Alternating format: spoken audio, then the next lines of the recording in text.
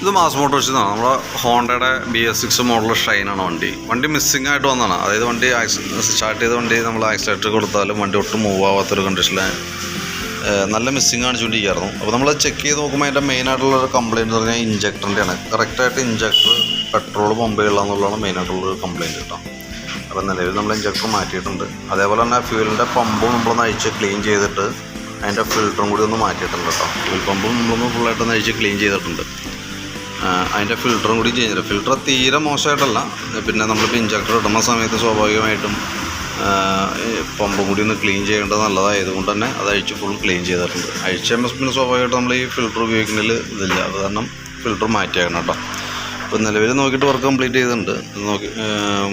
ഓടിച്ച് നോക്കിയിട്ടും വേറെ കംപ്ലയിൻറ്റോ വേറെ പുറത്തേക്ക് വേറെ പ്രശ്നങ്ങളൊന്നും കാണിക്കണ്ടായില്ല.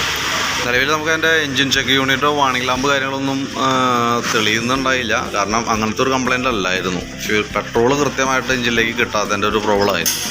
അതാണ് ആ ഇഞ്ചക്ടറിൻ്റെ ശരിക്കും പറഞ്ഞാൽ ഇഞ്ചക്ടറിൻ്റെ റോള് കറക്റ്റായിട്ട് ടൈമിങ്ങിൽ പെട്രോൾ ഇതിനകത്തേക്ക് സ്പ്രേ ചെയ്ത് കൊടുക്കുക എന്നുള്ളതാണ്. അപ്പോൾ അത് പ്രോപ്പറായിട്ട് വർക്ക് ആവാത്തതാണ് ഈ കംപ്ലയിൻറ്റ് കാണിക്കാനുള്ള റീസൺ. അപ്പോൾ അത് നമ്മൾ ചേഞ്ച് ചെയ്തിട്ടുണ്ട് കേട്ടോ. അപ്പോൾ ഞാൻ അതിൻ്റെ ഒരു എസ്റ്റിമേറ്റ് ഡീറ്റെയിൽസ് എത്ര കോസ്റ്റും കാര്യങ്ങളൊക്കെ നോക്കിയിട്ട് അതിൻ്റെ ഡീറ്റെയിൽസ് ഒന്ന് വാട്സാപ്പിലേക്ക് ഒന്ന് സെൻഡ് ചെയ്തിട്ടേക്കാം. പിന്നെ നമുക്ക് അതിൻ്റെ സ്പീഡോ മീറ്ററിന് അത് ടൈം സെറ്റ് ചെയ്യണമെന്ന് പറഞ്ഞിട്ടുണ്ടായിരുന്നു. അതിൻ്റെ മീറ്ററിൻ്റെ ഒരു സ്വിച്ച് ഓൾറെഡി വർക്കിംഗ് അല്ല. നമുക്ക് പുറമേ നിന്നൊന്നും ചെയ്യാൻ പറ്റുന്ന വർക്കല്ല അത് കേട്ടോ. നമ്മളെ കൊണ്ട് ചെയ്യാൻ പറ്റുന്ന പണിയല്ല.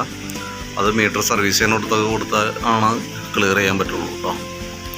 അപ്പോൾ ഞാൻ ഇതിൻ്റെ ഡീറ്റെയിൽസ് ഒന്ന് വാട്സാപ്പിലേക്ക് ഇട്ടേക്കാം. ഓക്കെ.